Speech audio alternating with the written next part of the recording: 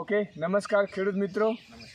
આપણે my life કંપનીમાં હું સુનિલ ડાભી, આરટીસી લીડર, અને આજે આપણે મતલબ કે અહીંયા ચોગા ગામમાં છીએ અને ખેડૂત મિત્રને એક જબરજસ્ત મગફળીમાં રિઝલ્ટ મળ્યું છે. તો આપણે એમના મોઢેથી સાંભળીશું કે એમને મગફળીમાં એક સરસ રિઝલ્ટ મળ્યું છે.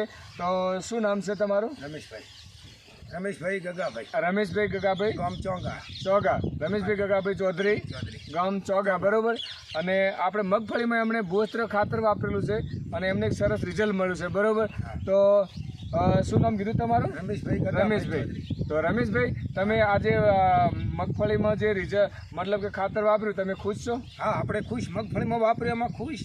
મગફળી સારી થવાના કારણથી અમે પણ ઉનાળે બાજરીમાં વાપર્યું. હા, અને પહેલા બાજરીમાં રિઝલ્ટ મળ્યું એટલે આપણે બાજરીમાં તમને શું ફરક લાગ્યો? બાજરીમાં મને ફરક વધારે લાગ્યો, ડીએપી કરતા વધારે. ડીએપી કરતા વધારે મતલબ જે તમે રનિંગ બાજરી હતી એના કરતા વધારે છીએ. કારણ કે 1.5 વીઘામાં અમે નાખ્યું અને 1.5 વીઘાની બાજરી અમારે 20 બોરી થઈ.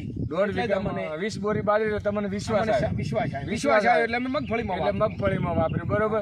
હવે અમારી કંપની એવું નહીં કહેતી અને હું એ નહીં કહેતો, પણ જેટલા બી ખેડૂત મિત્રો વાપરે છે એમનું એવું કહેવું છે કે તમે આ આપણું ભૂસ્ત્ર ખાતર વાપરો એટલે ખેતરમાં ભૂંડ આવતા નથી. શું સાચી વાત છે? ભૂંડ નહીં આવતી. ભૂંડ આવે પણ ખોતરતું નહીં. હા, આવે તો મતલબ કે બારોબાર નીકળી જાય, બરોબર. તો ભૂંડ મતલબ કે ખેતરમાં બગાડ કરતા નથી. મોટા ભાગનું મગફળીમાં ભૂંડ કશું રાખતા જ નહીં, પણ મતલબ કે તમારા ખેતરમાં ભૂંડ આવે છે પણ તોય બગાડ કરતા નથી. આવે એટલે બારોબાર નીકળી જાય, બરોબર. સરસ. તો મગફળીમાં બી તમે ખાતર વાપર્યું અને તમને રિઝલ્ટ સારું વાપર્યું, તો તમે બીજા ખેડૂત મિત્રોને શું કહેવા માંગો છો? આ ખાતર વાપરો છો?